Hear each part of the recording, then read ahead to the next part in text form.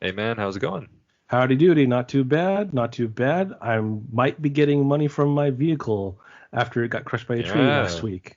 I wish the insurance that I pay per month would just be like, no worries, we got this we got this handled for you. I don't even think they've even come to see my car yet, and like there's still Make like that Let that be a lesson to everybody. Make sure your car does not get crushed by a tree.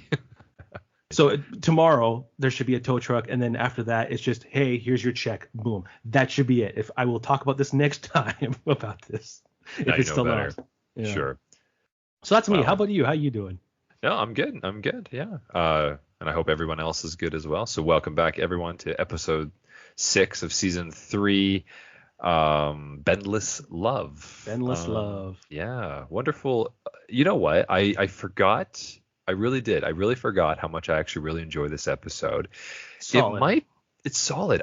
It's not my favorite of the No, season, not but mine either. it's definitely up there for like top. I think it's top 5. Cause, but I'm gonna say it's There's not necessarily 15. because There's of 15 episodes this season. 15. So would Yes. this be in Okay. the Is top top five? 5? I think so. I think I top don't 5. know, man. I don't know. No. Well, Parasites, Amazon, the day Earth stood stupid. Look at the Friarish, bending in the wind. No, not that one. Time keeps on slipping. I date a robot. I, I would time I keeps on would say slipping. this I did the one's robot. this one's maybe 10. Bottom There's five for me. I would say for me. there's a lot of, you know what, well, I was just going to say maybe not necessarily the episode in it as itself, but as an episode with all of the jokes that are in this one, especially like Yeah. not connected to the main plot of the story. Oh, there's a lot that happens in this Oh, episode. there's a lot of really really solid jokes that make me laugh my ass off every time I see this. Like we'll get into it with it, but yeah, it's so great. But yeah, let's get right into our episode here. So opening caption: torn from tomorrow's headlines. Obviously, like a play on the idea, like from today's headlines and all this old stuff, right? So Old timey man. Yeah, old yes. timey, yeah, exactly. That's a radio So speak. right from the old days, right? So we have, Yeah. yeah, we open up on the trio. They're in the ship, as well as the autopilot. The autopilot makes a small cameo appearance, I guess, if you want to call it that. Yeah. um Where's that one where they dated Bender and the ship where they dated? change it. Yeah. Yeah, that's in the future, I'm trying to remember obviously, because we haven't done when. it yet. That No. is And Love and Rocket. That's in the fourth season. Love and So Rocket, fourth season. yeah. Okay. Well, there's also this one earlier in the episode where in how Hermes requisitioned his groove back. There is the Oh, small right. comment. She says, like, what were you doing, Bender, with this? And he says, like, oh, I was challenging the autopilot to a drinking contest, but we ran out of olives, right? So the autopilot is like a member of their crew, but he's rarely seen, so to speak, right? I think only 3 times, if I were to recall him saying anything or being mentioned, but Right, I not could be including wrong. Love and Rocket, right? Yeah, Yeah, no, exactly. that. Yeah, that was probably the last time he We had ever really hear sentience it, or right? she had Yeah. sentience. Sure. So we have those guys, and they're on the ship and they're taking off, and they all have like their little jobs. So Leela's like, okay, let's all go through our thing. Blah I blah blah do blah. love this. Yeah, Yeah. yeah. I So love they fries. It's making a beep. it's making a beeping noise, and then she's like, okay, everything's good. So the ship takes off, but immediately it falls to the ground and crashes into the ground, and you get all these cars like honking at the ship as they've crashed, like thanks a lot, New York. But we have this whole thing. The next scene is all of them sitting in the Conference in room. the main conference room, right next to the kitchen, and Leela Hmm. comes back in and she drops a giant binder with all these notes, and she says, okay, I've compiled the whole thing of what happened to our ship and what happened with the damage report. And they're like, Everyone oh, guess. well, that's so long. And Bender like demands, like, just summarize it in one word. So she says sabotage. So something has happened to the ship that's caused it to have an issue and just fall out of the sky. Now, I love this here because like it's please, utter nonsense. just makes me And I laugh love thinking it. about it. Yes, Yeah, go this is for it. one. I think this is What probably my happens? favorite joke. This is probably Yeah, my favorite joke. this is okay. So This whole scene is probably, to get ahead of ourselves, this whole scene is probably one of my favorite scenes of the entire show. Honestly, it's good. just so It's good. I definitely would it's, put that in the top yeah, half of scenes out of the thousands of scenes that there are. yes, Probably up there. yeah. Okay, go And ahead. What so happens? yeah, so Leela just says, "Here's what the sabotage is." So she there's like a thing underneath a blanket. She pulls the blanket and it's just this beam of steel, and she says, "This is what happened to our L beam." And I love this joke Yeah, that Fry makes here. but it's lowercase, So which we don't include, right? wait, can I just paraphrase what you're saying here a little bit? Yes. So she says, and I want to quote this because it's such a good line. She says, It is. "This is an L unit, the L unit piece of metal or something. Without it, star travel or space travel is the fevered dream of a madman." I love that. I love that explanation too. It's so elaborate and elegantly said. I love what it says. Like this unit specifically looks like a capital L. It's like, but the fevered dream of a madman without it. So yes, and then everyone's like, oh wow, and then this is our L unit, and it's like straight, like a lowercase L, which we don't include. And Bender slaps Fry. You know we don't. Yeah. So he's like, oh, that doesn't look like an L at all, unless you count lowercase. And then he's exactly. like, no, you know we don't. And he slaps him. Yeah. That whole thing is wonderful, and I love that. I do also love that it's actually Tonka Tonk steel, which Tonka truck I think was like a toy when we were young, and it's probably still around, but I don't see it as much. I guess I was like, I'm not around children, so I don't know. But just I love that because that's a callback to that time too, because those were big trucks, toy trucks back in that time. Yeah. Right. Yeah. It's a form of Tonka tough steel or whatever it was. These are all right? just thrown in these sentences, like casually thrown in these sentences, and like it's just like if you're paying attention, it's very funnily written. It's very well written, like you're like a fever dream of a madman. And then of course Bender goes, wow, look at this. It should look like this, and he bends it into the L, and then he's like, but instead it looks like this, and he bends it back into the lowercase L. Right. And then they all like, who could have done this? And Bender's like, yeah, who could have done this? And by this, I mean this. And he bends it again and then bends it back in. And it's just, he does it like a couple times, like this, this. So, and no one's really catching it yet. This is exactly what makes the scene so good, right? You're like, yeah, who would do a thing like this? Who could do a thing like this? And then just keep going back and forth. So then I think Zoidberg makes it like, well, gang, I guess we have another mystery to solve, like a Scooby-Doo reference. Yeah, I love that. And then Herbie's is like, let's find some like or let's figure out some suspects. And so he has a straight edge or a ruler, and then his straight edge is it's bent.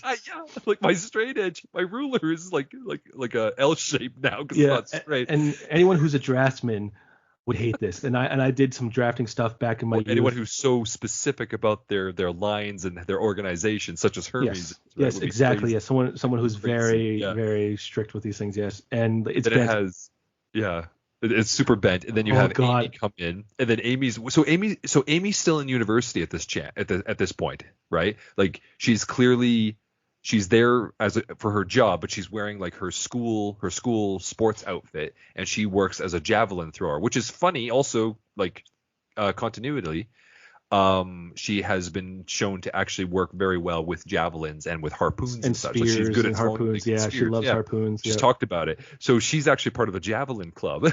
And her javelin has become like bent and destroyed. Yeah, it's like super lightning shaped now instead of a javelin. So she freaks out. She's like, oh, now we'll never beat Jupiter State. So I guess Jupiter also has like a college or a university that we have never seen before, by the way. This actually, is never again. She's a student at Mars University, right? Yeah. She's a student there. That's how she knows. Okay, the continuity of this intrigues me. So her and the professor basically go there every day at some point, or a few times a week. They never really mention this at all, do they? No, they don't. I think, if you really want to go into it, I think that during certain parts of the year, because Amy is like a doctorate candidate. Yeah. So she works under the professor. The professor does his own work, and she does the work with him or whatever. And then also he keeps her around because of blood and all this nonsense, right? That's his reasoning. But then during the school year, he takes time to be a professor there. But then remember, in Mars University, he says he chooses a course, or he makes the course name sound very, very difficult or hard so that people will not take his class. So I think he just gets away because he has tenure. You know what? He just gets away with never going. So she's always working with him at the office. I think that's basically what we can argue. Continuity continued, and there's no error. And then she only goes up there when she needs to because she's still like a student, right? She's in clubs and she has friends, whatever, right? So that's Amy and the javelin. And then here's I think this would be top 5 all favorite scenes for me. Wait, not this one though. You mean the next one with Zoidberg and the Slinky? Yes, with Zoidberg. Okay. This is my all-time favorite thing ever. Sure. So we're gonna get to this. So Zoidberg then freaks out because his wonderful pet Slinky, as he calls it, is now just a very long piece of metal. Yeah. It's been stretched Yeah. out. Sorry, I should say the next time we see him, that was my favorite. This one leads up to it, but the fact that Bender bent a slinky, my adorable, cuddly little slinky. Could you imagine like Bender just, so when Bender's doing this, he's just like stretching it out. That's all he's doing. So, any case. And then everybody's so upset. And then the professor walks in. Yes, and the professor is bent forwards. He's like, his eyes are facing the ground, and it looks like he's like full horizontal this way, and he's walking. He's like, what's going on, everyone? And no one really he doesn't really realize what's happened to him until they realize, oh, professor, even you're bent. And then he says something about like the floor is talking to him. So then they get like, okay, Bender, can you, Bender says, oh, I'll help you out. And so he walks over to the professor and he bends him too far back. Yeah. So now the professor's head is to the degrees. Floor. Yes, and his eyes are looking straight up, and he can't move, obviously, because he's like super old, but he can still walk. And everyone's like, oh my god. And Amy's the first one to say like, wait a minute, Bender, what did you do to the professor? He's like, I bent him. And then that's when it all clicks, and everyone realizes, oh, Bender's bending all of our stuff. What do we do? And Bender gets a little defensive, I think. He's like, oh, sure, it must be the bending robot who is designed for bending that must have bent all your things. And so Hermes then, and I think we actually see this in the future. Yeah, we do. Near the end of the series, actually, the Comedy Central run, Hermes places cameras throughout the whole building, and everybody's shocked. They didn't know there was cameras.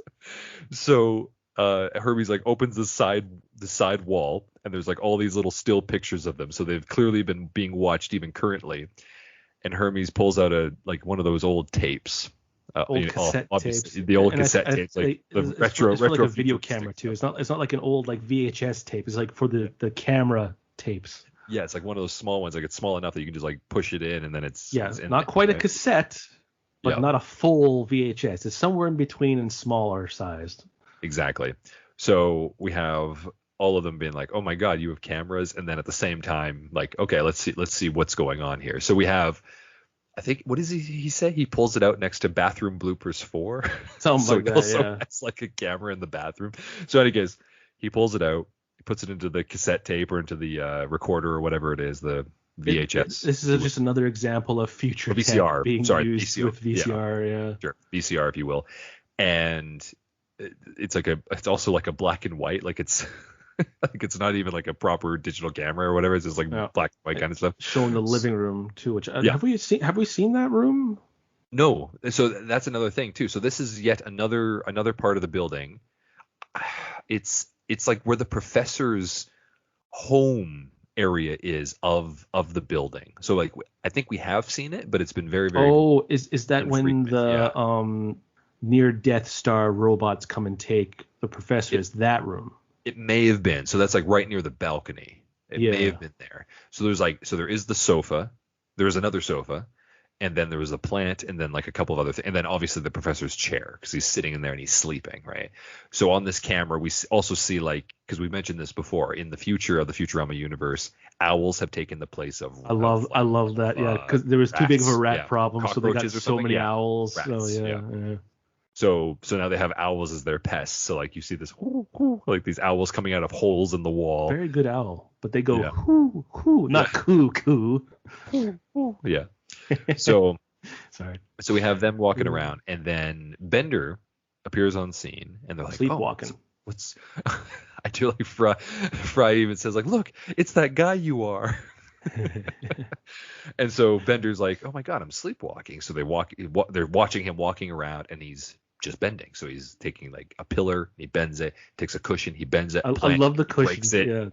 Yeah. And then he goes to the professor and bends him. Hence why the professor was like bent originally when he was walking into the room. And then he bends the camera. Right. The camera, and then obviously breaks the camera. So they all look at Bender. He's like, oh my god, you weren't sleepwalking, you're sleep bending. And Bender and everybody realize like, oh, I guess Bender has like some pent up programming issue that he needs to like get out. And Bender's like, oh, well, I mean, I guess it makes sense. Like, I'm a bending robot. I've been bending since I was born. And then we have like here's a little continuity error that. Yes, I was going to bring this up as well. So as we talked about with Mars University, right? So, well, it's interesting because it goes through an assembly line and it shows them putting together a current day bender. That's right. He's an assembly line. He's being put together, obviously, and then he goes to this machine that downloads and it plugs it into his head. Downloads bending school. Yes. And it says bending school on the thing, right? So the first thing I think, and you're kind of alluding to this as well, right, is that his fraternity, which was ERR, right, was error or whatever it was. Yeah, error.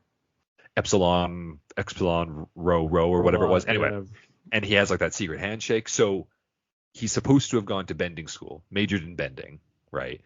But this shows that he went to bending school through this machine. So either this is a continuity. This wasn't my continuity error, but this is a very good continuity error as well. Yeah. Sure. Well, my only workaround with this is that so robots obviously are like computer programming, right? So inside his downloading system, let's say, because it moves like in a split second for everything. The speed of technology. Right. So for every single robot he would have like gone to school with, so to speak, to them that could have been like 4 or 5 years of schooling. But then on the outside, it was just like simply a few seconds. Yeah. Right. Just computer programming. So he would have went there. He did all the college stuff, had fun, whatever. But then he goes and he's like, yay, I graduated. And then realizes in the real world he's only aged 4 years. Or a few seconds, I should say. He's only 4 years at the continuity of this episode. Right. Yes. Yeah. So that's what I was thinking. That was my thing. So anyway, he finishes off on that, and then he's like, I'm going to go bend around Europe and then do some bending, right? And then it comes back to the main thing. So what was your continuity issue? So this also kind of does a future thing with the Comedy Central room, because we see that Hermes is an inspector at the robot thing, and when he picks up Bender, it's Bender as an actual like robot baby. That's a robot baby or toddler, right? Yeah. So and he's like super cute, that was my continuity error. Your continuity error is actually very clever, because that definitely would fix the continuity error of that particular episode, the Mars University episode. But the thing is, it's like, hey, it's my old fraternity. It's like he's been there. So either it was a virtual thing, which it could be. Yeah. It's the future. We have virtual meetings nowadays with Zoom and Skype and stuff like that. So I don't know. But but the whole thing, him being a baby, was that, and like he got assembled here too, right? It wasn't like a Like, so I don't know. Well, my only workaround for this one, and this is like a very big stretch, right? Was suspension of disbelief in this regard, right? Yep. My thing is that so when Hermes in that episode with Hermes, when he picks up that baby Bender and he realizes like the defect and everything, and he's like, but baby Bender's like so cute or whatever, so he like says, oh yeah, it's okay. Yeah. It could be that machine that the baby Bender is then going to be that's how it's designed at first, and that's what it's supposed to go into inspection, because it's small and easy to carry around, right? Hence why they get to do it. Then they're sent to another factory area where they get upgraded to a model that makes them the actual bending unit, thus why they get put together in that assembly line and then get downloaded. And I will counter that idea with I think was the second episode, I think, of the Comedy Central one with the Bender being a father one. They show how robots are born. Mind you, that was a future thing where they got programmed in, right? Yeah. But it showed little Ben growing up too, right? And then, I don't know if I agree with that one. Like, that one does make sense, but they've already established that Bender can't put his mind into another robot, which has been also been retconned to with the most recent episode of Futurama, I would say, as a bad example. Okay, it's my counter to your counter then. Is that so for Bender's son that you're talking about, which is again, yes, also Comedy Central runtime. Yes. That particular bot is also not designed by manufacturing of people. That is a robot designed by returned. Right. Yeah, that is one designed by robots with Bev, the vending machine, right? The beverage bot. Yeah. Beverage machine bot or whatever, right? So she and Bender thus making Bender. Yeah, I will give you that, but I just mean I'm pretty sure we also saw too. Oh yeah, okay. Here's a counter to your counter kind of thing. We saw to my counter. The one where where the professor to the fountain of youth or whatever, the fountain of old or whatever. Oh, we see the stages of Bender. Okay, yeah. He is a CT at his birth or whatever, before his birth, right? That's right. And then he grows. We've seen him as a baby, as a toddler, as a teenager, where he wants to run away. Okay. But then the professor's like, see if I care, just do it, run away. And he does it. Right. Okay, I'll see. He's like he's a teenage rebel or something, right? Yeah. Right. So okay. We've seen the stages of life of Bender, is what I'm saying. Right. That's true. Okay. So which this in this episode is showing him being built as current adult form Bender, which I don't. Again, it's kind of in there. Suspension of disbelief. We could just chalk it up all to that. But no, not here. Not with Bite My Shiny Metal Cast. We overanalyze everything. You have to. That's the whole point of this show. Yeah. No, this. Okay. So my original counter to your point then is that we didn't see anything before the Comedy Central run. We didn't see any, and except for the episode where they go to the Fountain of Youth or the Planet of Youth or whatever it's called. Right. We didn't see anything prior to Bender being anything else, right? You could still use my idea that so his parts are taken out and then inserted into said new body parts, hence why he's being assembled and then downloaded. But other than that, you're right. We've seen now. We've already established that he can't be downloaded and put into another body though. With the Comedy Central one. But this is his body. So once it's inserted into there, you cannot remove it afterwards because it's all of his programming is part of that whole robot system, like his antenna. But again, I mean, splitting hairs here. I'm kind of making an argument. I think you're right. I think it is kind of a continuity thing they didn't really think about, and I didn't think they would think nerds like us would go so deep into it. The big nerds of the show were more concerned about what the alien language meant.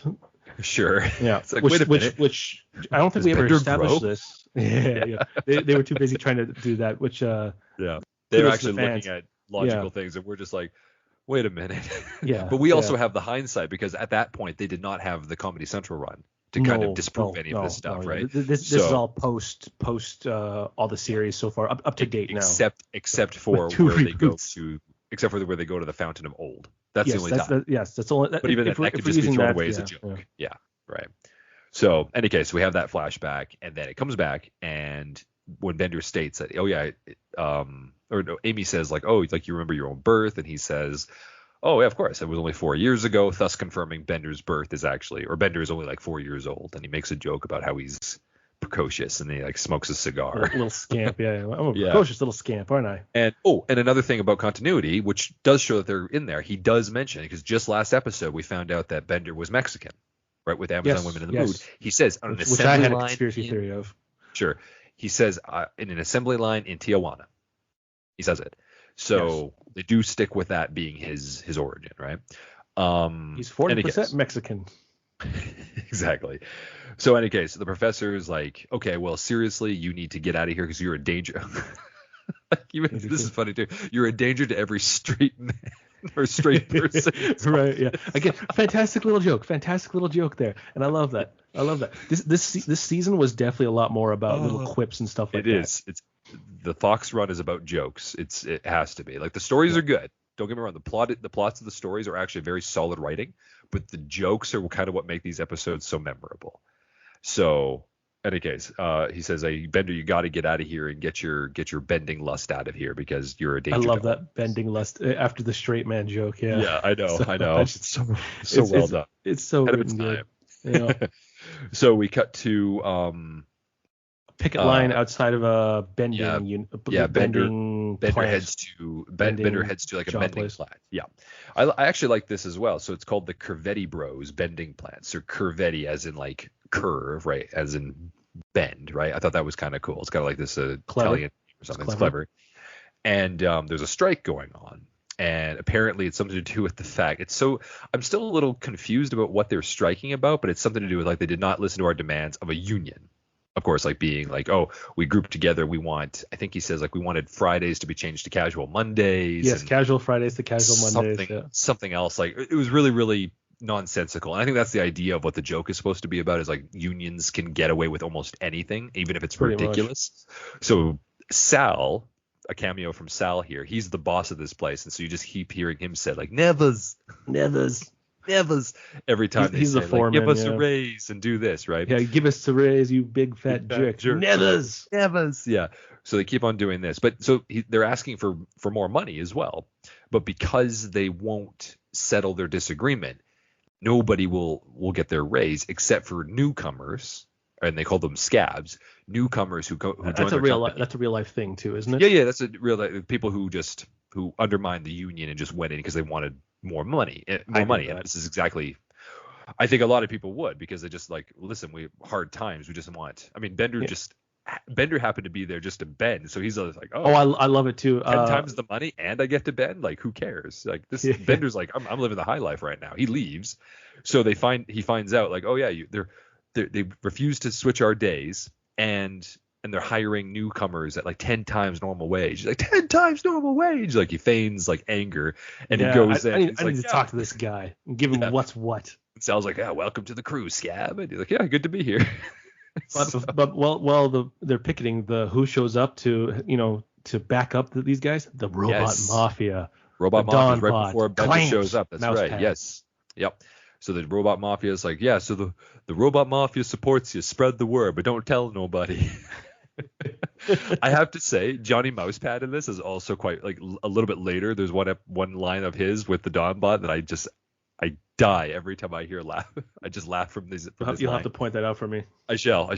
So, any case, yes, thank you so much. So that was the robot mafia. Then Bender shows up. Then he goes in, and we're reintroduced to Flexo, who we haven't seen since Lesser of Two Evils, I believe, right? With Bob Barker. Bob Barker. I was saying Bill Bobber, but I'm like, that doesn't sound right. I'll see what Bob Anthony Barker says. and the crown jewel for Miss Universe. And yeah, we haven't seen. So it turns out Flexo was taken into, well, as we saw at the end of that episode, Flexo was arrested because Bob Barker thought he was Bender, and he got him arrested. And apparently he was sent to a prison for a fairly long time. And then Flexo's like, oh, I'm so angry at you, blah, blah, blah. But it turns out Flexo is like kind of a nice guy. He's actually the nicest guy. Yeah, so yeah. Because didn't Fry say, like, no, he's a bad friend or something like that. Flex was a good person or something along the lines of that. Well, he's a bad friend. That's when in How Hermes requisitioned his groove back. My bad. What's her face? She's like, oh, he was being a bad robot, and he's like, no, he was being a bad friend. Give him back his brain. No, I think he says like Flexo was like pure evil. He's just pure evil. He's the evil Bender, and then realizes like, oh wait, Bender was the evil Bender. That's right. What Fry is. Yeah, right? I saw Bender steal it. I was gonna go tell Bob Barker, but then you guys got me arrested. Something like that, right? Yeah. So that's why he ran off, right? So, we have Bender in there, and he's meeting Flexo again, and all this kind of stuff, and then he's introduced to Angeline. Yeah. And I love this too, because then he's like, oh yes, and that over there is Angeline, and then Bender turns his head, and there's like this foggy look to her, and you see this lovely thin robot on robot thing, and then Sal's like, hey, move that glass out of the way. And so then the glass moves, and then instead of her being a thin, lovely-looking woman, it moves it out, and now she's this curvaceous. Yeah, she's like even more attractive. Yeah. Yeah, and I love it too, because like there's like that sax, that like sexy sax, like the doodle, something like that, right? Yeah, right. And then Bender goes, hello. Yes. Yeah. And he's like, that was back in the day where you could kind of do that stuff. Mm-hmm. Yeah, he's instantly smitten with her, right? Yeah, absolutely. And she is played by Jan Hooks. Jan Hooks. I looked her up a little bit, so she's been in like television and everything. I think she's passed away. Yeah, she passed away a while ago. She was on Saturday Night Live a long time ago, and where I know her from, because I'm like, she looks so familiar, was from Third Rock from the Sun. She played the landlord's daughter, trashy daughter, and she did a good job. She was funny. So yeah. I thought for a second there was like Lisa Kudrow, but I'm like, nah, that's not quite. The voice sounded so familiar to me after listening. I'm like, I need to look this up. And then once I found out it was her, I was like, oh, makes perfect sense. Exactly. And when I was looking her up as well, and I was really like, oh wow, yeah, she's from there. She's in and I was sad to see it too. I didn't realize. So she was because I know you weren't a big watcher of The Simpsons of like before the OG she Simpsons, was Apu's wife. She was Apu's wife for like the First wife. No, like his wife. Like she was the first voice. She's been replaced now Oh. by, actually, funny enough, she's been replaced by Tress MacNeille since. Well, But she Apu was the hasn't been first around voice. since that one comedian that was butthurt about it Mhm. and made it everyone's problem. I know. And so so this was way back when. But when she passed away, one episode was dedicated to her for That's nice. voicing. That's nice. Voicing her. Yeah. They did the same thing. I can't remember her name. Who voiced Miss Krabappel, the Yeah. Bart's teacher? I'm always forgetting these people's names. Yes. Yeah. She was in a lot. Yeah. Edna. Yeah, Edna Krabappel. She Edna was. Krabappel, yeah. She and the thing is too, like I believe that she actually was like slowly dying of cancer when she was like still voicing the character and stuff like that. Yeah. And like I think her character arc was that she just recently got married to Ned Flanders too, or something like that. The and then season literally before. the next Yep. season she passed away or something like that. And they Yep. didn't address it or anything. So it's They just, had, they did dedicate it to her though. They did Yeah, dedicate and they said thank you dedicated to to her. her. Later in the show, they did have like an episode, I believe, where they discuss the fact that Ned has Two deceased wives. he's widowed. Yeah, he's been widowed twice or something, right? I think that this has been, yeah, that was the whole thing. But yeah, whatever the case was, there was an episode dedicated to her, and then later there was actually like a episode where he's dreaming and he sees Maud and Edna like as ghosts, like comforting him or Although something. It was quite the nice. voice but- actress for Maud is still alive, I believe. That She's was still a alive. contracting dispute, which is why she got killed off or something along the lines of that. I can't quite remember. I think the truth has come out about her more recently. They just couldn't give her more money, but she wanted like a lot more money, or she just wanted a little more money, and they're like, "Nah, we can't do that." Yeah, I can't afford remember. it on The Simpsons. Yeah. Well, this was So, back when it was still relatively This was newish. that right? episode would have been like season 7 or 8, I believe. Pre-2000. Pre-2000, Yeah. but still, like they were still making Yeah, I became a Simpsons of fan dollars, post movie. I liked the movie. And I'm like, way yeah, in the this- future. yeah, Yeah, 20 years after. 18 years, basically. 20 minutes, 2008, 20 years after. something like that. So any case, yeah, Bender's instantly smitten with her, and we get this whole thing. So I do they're love this bending. scene because it's showing Flexo and Bender bending girders. And Girders, what and is she's she bending bending? coat Coat hangers. hangers. Yes, that's what she's programmed to do. But Bender goes up to her and he's like talking. He's kind of nervous, so he kind of likes her a little bit. And obviously, and he goes up to her and he says like, "Oh, hey, like, what are you doing after work?" And like they hit it off quite well. And he says There's something. a line here too that I like because she's like, because he asked her, "What you doing?" I'm bending coat hangers. The guidance counselor says I have a real knack for it. And right. and for the longest time, until I actually like listened to it today, I was like, guidance counselor to me was like a probation officer. So it's like she's been Right. to jail or something like that. No, Right. guidance counselor is a high school thing. And I, for the love of me, don't remember to talking to the guidance counselors about like, Sure. hey, what do you want to do with life? Because there was four. Funny. There was four. I can't even remember what they looked like. Yeah. I think for her, I think it's just kind of, yeah, it is probably that thing, but it also shows like the best thing that you're good at is making coat hangers. So I wonder if there's a bit of a subtle dig at that too. But she's But not very yes. smart. Exactly. So I think that was the joke there. So Bender's like, "Oh, that's cool. So Yeah. he still tries to be smooth, and he kind of is. And If we all had the kids say Riz nowadays, if we all had the Riz of Bender, who yeah. Short for man. charisma. Yeah, stupid. Anyway, we have Bender and they're talking about like their parts or whatever, and he's like, "Oh, we're made of like almost identical parts." And he's like, "Oh, maybe I should take a sneak into a look into your undergarments," or whatever he says, or your processing or whatever. And then she says like, "Oh, that's quite like inappropriate. That's the just the the way I handy book. like it." Yeah. And I Yeah, love exactly. it because it says the scab handbook. like there's a handbook for it. But then yeah, she says that's the way I like it. Yeah. And he's like big smile on his face, right? So Ooh, clearly there's it's- something it's- going. You know what? going I don't down. like when Bender smiles or shows emote with his mouth too much because it's Weird. just so off character model. I would say Sure, because sure. Such a weird thing for a yeah, robot to do. yeah. So, okay, here we go. We've been waiting for this. Ben back at the Planet Express crew, or back at the Planet Express headquarters, and we have everyone is there, and they're trying to fix their items. So we have Hermes trying to straighten out his straight edge, right? And he says something. Then, okay, go ahead. Oh. I know you want to do this, so go ahead. There, What is little happening? cuddly Slinky. Everything will be all better now. And he has books to make like a staircase for the Slinky. So he puts it down. Shung, shung, shung, poof, it bursts into flame. And of course, Zoidberg, oh, blah, my Slinky.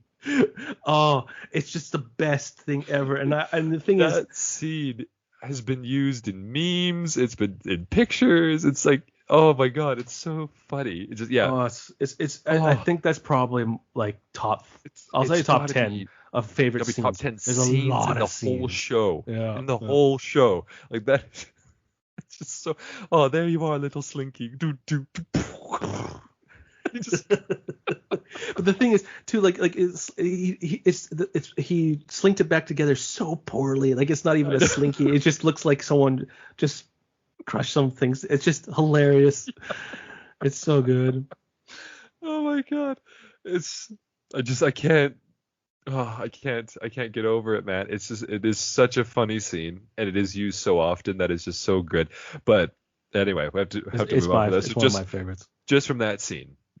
So then we cut over to Fry and the professor out going for a walk, and they're actually in this like really shady part of town. Yeah, we see the But since the cocaine guy professor is bent backwards, and so he has and this little looking thing up. on his neck and on a wheel, so he's able to like balance himself. And he's just walking with Fry, and he's just looking up. He's like, "Oh wow, like everything is so beautiful. The sky's blue, the sun's out, the birds are chirp, chirp, chirp, chirp." Yeah, meanwhile in the And background, people are selling drugs. I think there's like a drugs and dead like hitting person each or other. something Yeah. like that.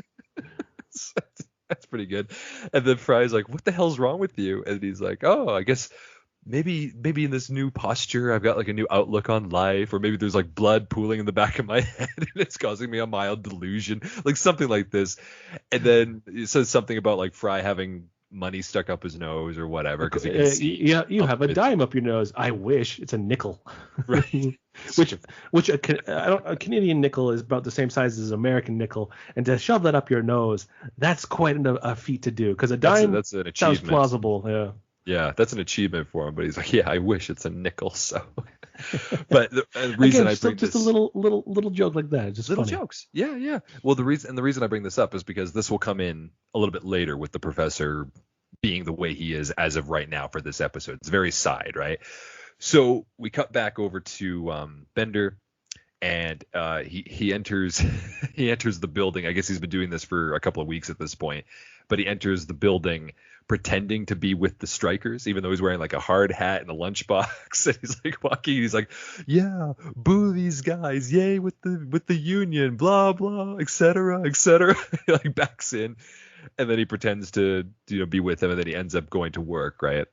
So I do kind of like that. I thought it was funny. So Bender's in there with the other Angeline. two. Yep. Angeline. Sorry, it's Angle. Angeline, It's like right? Angeline, Angle. but angle, like a bending Yes. angle. Right.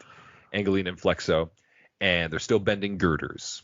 Okay, so this is also important, right? So they're bending these. Bender and Flexo are bending the girders, as Mitchell mentioned earlier, and Angeline is bending the coat hangers.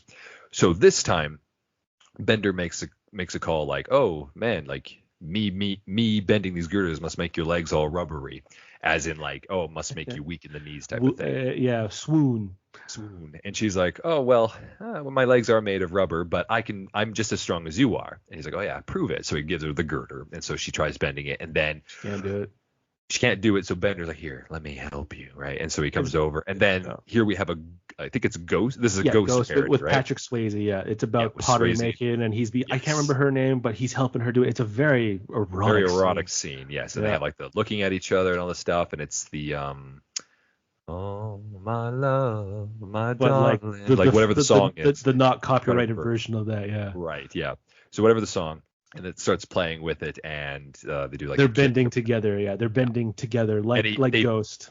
and they bend it into a heart. Right. Yeah. That's kind of sweet. Right. So they've fallen in love, and then we have this little montage of dates and such. So they go to a fair, and they go on like a boat.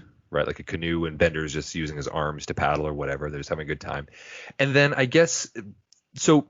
This is kind of a strange thing for this episode. It's kind of really a weird continuity error within the episode, unless they're just kind of ignoring it. But he goes on a race with her, like they have a tandem bike, and they're racing Fry and the professor. And Fry is using the professor as the bike. He's just kind of running with him because he has a wheel attached. Because he has the wheel, right? So he's using him for that. But then they're losing, so Bender takes a stick and stuffs it into the wheel of the professor's like spokes. Right. And they go flying into the water. and Hermes and Zoidberg are at the end of this race holding like the little ribbon to break once they go through. So Fry, the professor, Hermes, and Zoidberg have all met Angeline at this point. They must have. So the next scene, we have all of them are they're kind of in the conference room, but now because of the professor's angled position, he's put the table on the wall and they all have to tie themselves on the chairs so that they're all like with him at the table. So it's kind of a weird position in the camera or the animation. And then they change it to show, oh, it's actually like on the wall. They're actually hanging there and the professor is the one on the bottom looking up at them. So because Bender's a robot, he can just like magnetically seal himself to the wall. So he can just walk up no problem. But the professor's talking about like my new life has been so great. Like I'm dating like an old supermodel, Brazilian supermodel, and all this stuff. And maybe people think a young retired cradle. Yeah, a young retired Brazilian model. Brazilian model. Like maybe I'm robbing the cradle, but I like to think of it as like she's robbing the grave. I think I used that joke with you, in real life with you and your wife. Sure, even though like we're not that much different. No, God, no. It's like a year and a half or something like that. Exactly. So we have Bender enter, and he's like, yeah. Oh, did you catch this? Is this where you got this from? What does he say? Bender says like, howdy doody. No, I was just looking for that one. I was just looking for just something, funny to say. And howdy doody, that's it's just howdy doody. There you go. Well, Bender says it. Now it's canon. He says, okay, sweet. Doody, folks. I didn't know that. Isn't that funny? So it must have been in like your subconscious or something. You just used it as whatever. But yeah. So he comes in and then the professor's about to tell everybody about his thing. But then he's like, no, who cares about that? I want to have all of you out for dinner because I'm in love and I want everybody to hear about my love or whatever. Right. So they go to Elzar's. So we get to go back to Elzar's after all this time. And we get a cameo of Elzar himself. Okay. So let me ask you this question. How many voices have John DiMaggio played so far in this episode? Oh Jesus! Why are you asking me this? Well, just he's lost. Yeah, no. Just because I looked up this episode. Apparently, this episode was John DiMaggio won an Annie Award for outstanding individual achievement for voice acting by a male performer in an animated TV production. A very long title there. For this episode? For this episode, because he played Bender, Flexo, Sal, Mousepad, Elzar, and then other background characters. So he's at least there's at least 5 named John DiMaggio characters. And so he pretty much did carry this episode when you look at all the voices. This is very much a DiMaggio episode for sure. Yep. Yeah, you can tell. Yeah. No, that's fair. I was gonna say all this. Because Elzar got brought up, which is does Flexo count as a different voice? I guess it's a different character, but it's the exact same as Bender's voice, right? Just he's a bending unit with a goatee. Nicer. Right. So I guess he's a different character.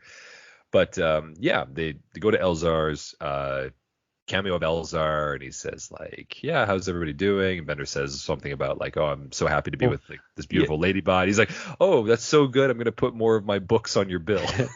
Well, I also love this too because like Bender's like, yeah, you'll never guess Bender, and you'll never guess Elzar, and Elzar's like, bam, like with a question mark, like exactly. Like you bam someone, and I love it because he's like, yeah, I've met someone. Yeah.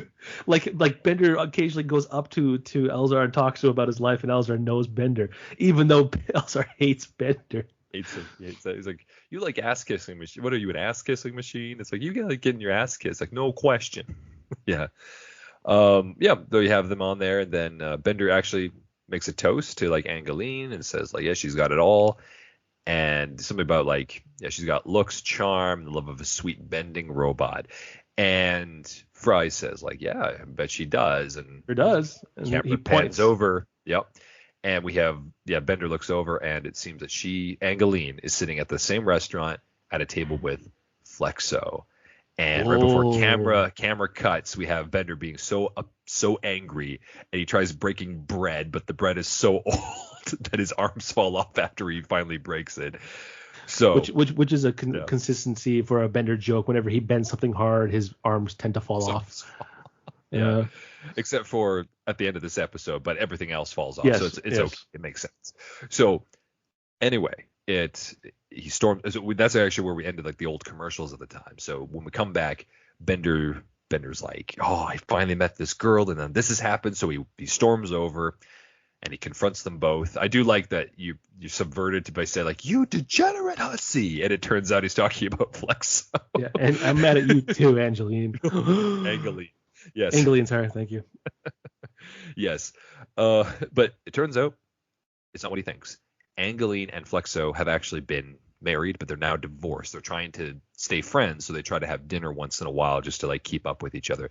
But despite the fact that they work together, I do find this kind of suspect, but whatever. We'll say it is what it is. Like they're just trying to, get away from work, right?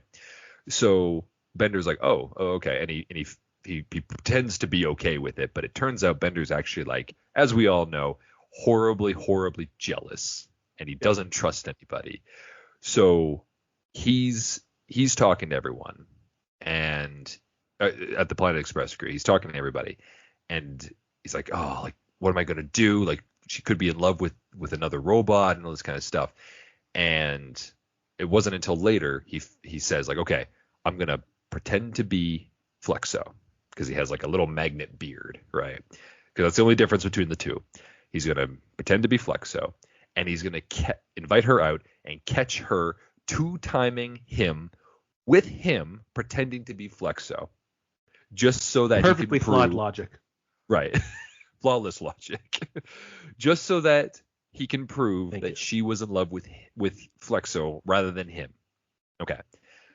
So, but I do love this too, because he's explained this to Fry and Leela, and Leela's like, why don't you just talk to her about your feelings and everything? And then I love this thing here with Fry is like, or you could just be a man.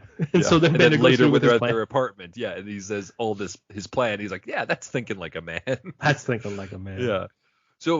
So Bender, I just want to talk about this plot for a second. So Bender's idea is like assuming that Angeline still loves Flexo, okay, and is like two-timing Bender. He's going to invite her out, assuming that she's going to be home without Flexo. Like they're not going to be contacting each other throughout the whole time if she's indeed like with him. He's going to pretend to be him. She's going to go like, oh yeah, like you're here now. That's interesting, because like I thought you were out, like whatever, right? And she never says anything about like, oh yeah, I just saw you yesterday when we were like doing it when like behind Bender's back, like nothing. The whole thing is literally just she is there and nothing has ever happened, and she kind of admits that, right? She's like, oh, I'm in love with Bender, right? Yeah. So they go to the place that's called the Hip Joint, which we've seen before. Yeah. And tonight is robot night. So I like that kind of thing. So this is why we have so many of these characters. And I did like the little sign. Did you catch this sign? The DDD? No, I did not see that actually. Nope. I should really be pausing these to see these signs, because they're very clever, but they're on the screen for like a quarter of a second kind of thing. Right? They go by so quickly. Because there's also one too with one of the cabs dropping off Bender, I think it was. It had a protoplasm, which is a take on Got Milk, which was like the best freaking advertisement thing ever created, because it was literally 2 words, Got Milk, and milk has been great since then. Although I don't partake in milk as much as I used to, but yes. It's one of those things, right? No, this one says DDD. So for Mitchell, right, because as most viewers would not know, is that you were not one to partake in drinking. No. When we were kids or when we were younger.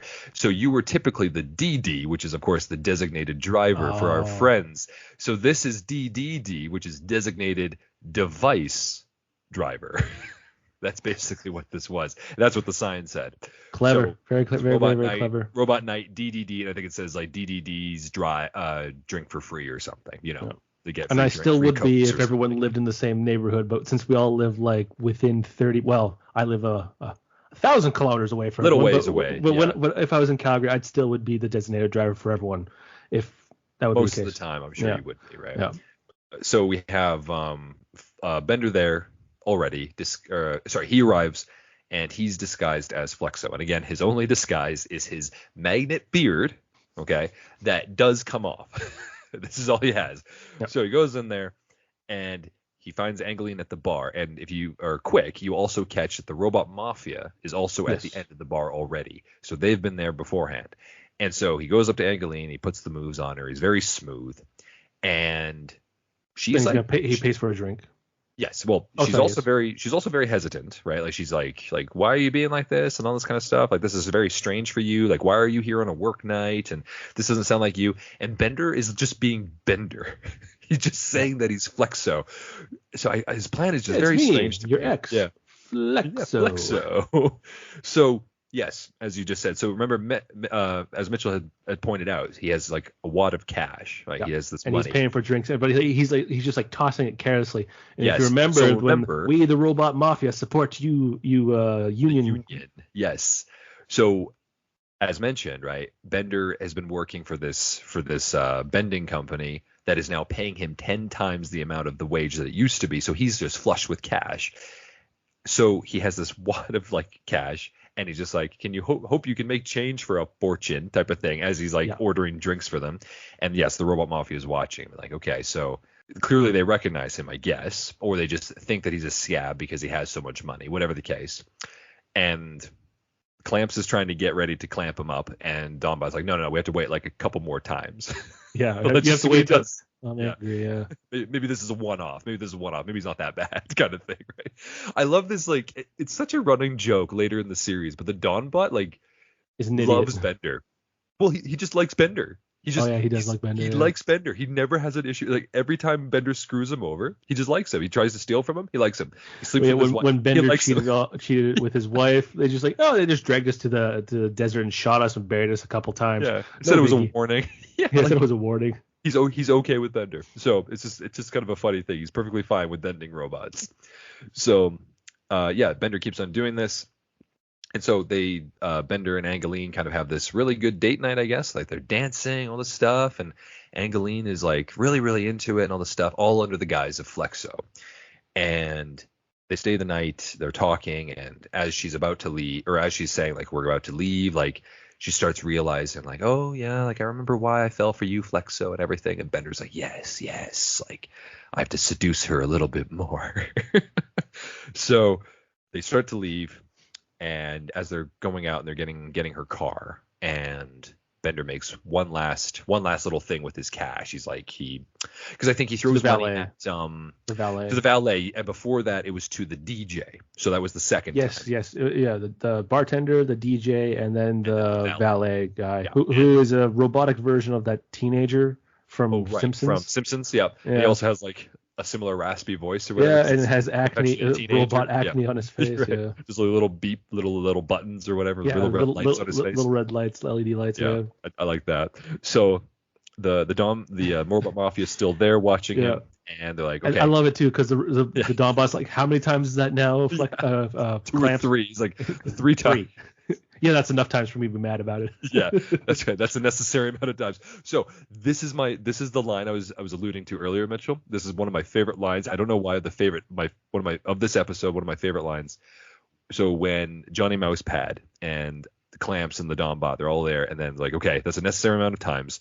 It's time for this scab to have an accident. And Johnny Mousepad's like, I don't know, Donbot. We shouldn't rely on accidents. Let's just kill him ourselves. And then the Donbot's just like, ugh. Like, I don't know why, but just hearing that, like it's pretty fun. That's probably something I would have said in that situation too. So I just like, an accident's not going to happen, kind of thing, right? Because I think about normal life logic. The chances of an accident happening is very rare. So you're also very pedantic about certain things. So somebody could say like, oh yeah, about 20 years ago. You're like, well, 24. 24 in 3 months and 2 days and a couple hours. Like, yeah. And then you'll hear me go. It's the same noise. So I think I relate so much to that. Maybe that's why I find it funny. But I'm always that person to be like, oh, you asshole. Like, why do you make this so difficult? In any case, yes, as we've just stated, like the Donbot's now had enough, and he's gonna kill Bender, quote unquote, Flexo Bender, right? So right before they leave, they have Bender and Angeline at Angeline's car. And Angeline says, okay, I'm going to head back home. And Bender's like, well, maybe I should go to your place. And she's like, whoa. I had fun, but this is not like that kind of thing. And he's like, come on. You know you want it. And she does. She gives in, and they start making out or other stuff. But then, as we've just hinted at beforehand, his metal beard, his goatee thing is magnetic. So when they come apart after kissing, the magnet beard is now on her, which she realizes that's Bender after all this. So she said, "Oh my God, Bender, you tricked me." And Bender is infuriated. He's like, "Well, you were two-timing with me," or whatever it was, right? Like you did this to me. And it's like, "You love anybody pretending to be Flexo." And then something like, "Oh, well, maybe I love you no matter who you're pretending to be." And it's just super confusing. But Bender is furious. So he steals her car, leaves her there, right, at the hip joint, takes off. And I guess the Robot Mafia follows him in their car. We don't really see it. But turns out the whole night, Flexo's actually been working. What a good guy. Like, he's just been working. Just a good guy. So he's just there, whatever. Bender storms in, pushes him, and then they start having this fist fight, right? And it's just like these two bending robots. Only difference is, of course, the goatee. So above them is a crane, and it holds a long beam. It says unbendable.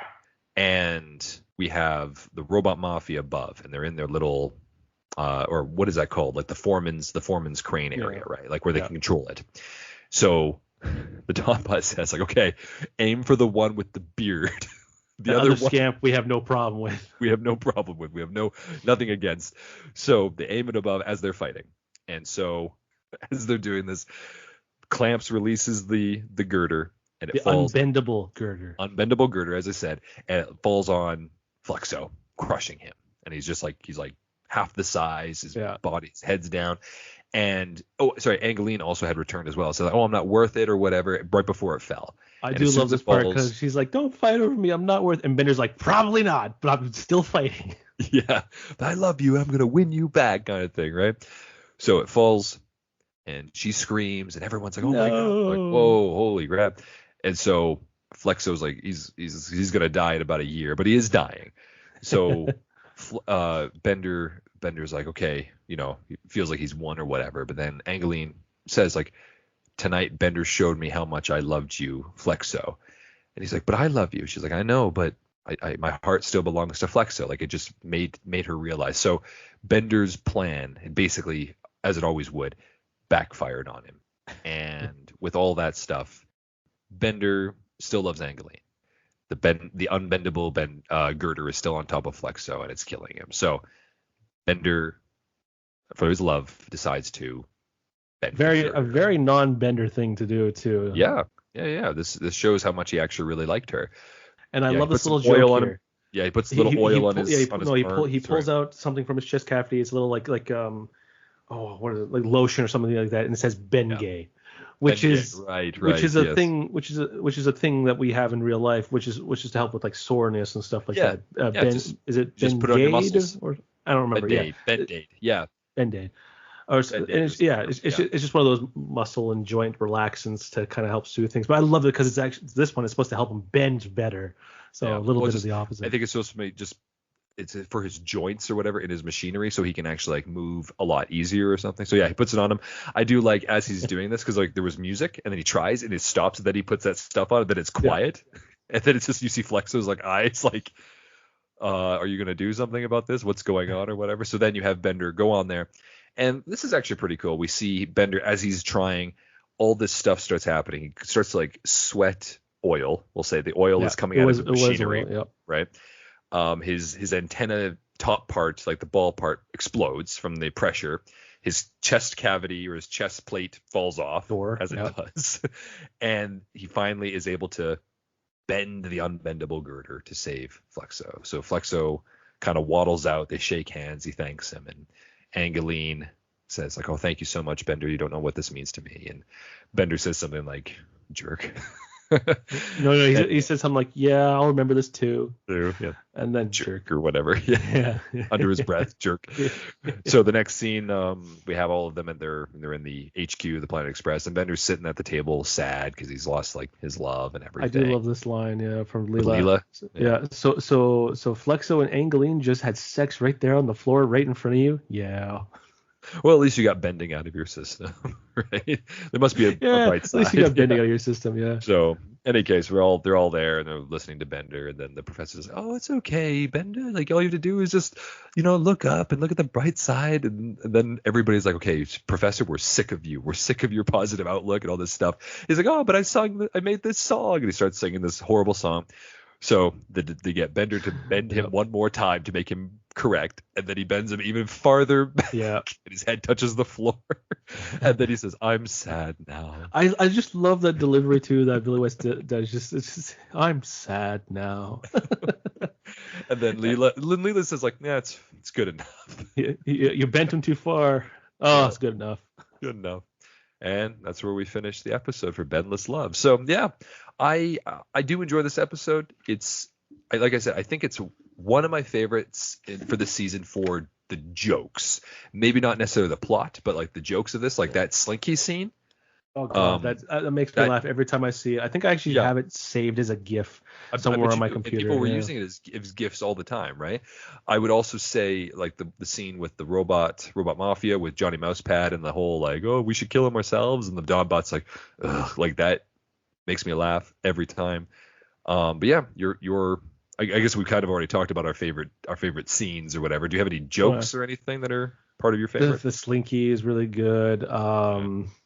The professor being bent backwards and just like walking down that crime-ridden street, that was pretty good. Overall, like just like there's a lot of jokes to choose from, but I'm just gonna stick with the adorable, cuddly little Slinky. Sure. Okay.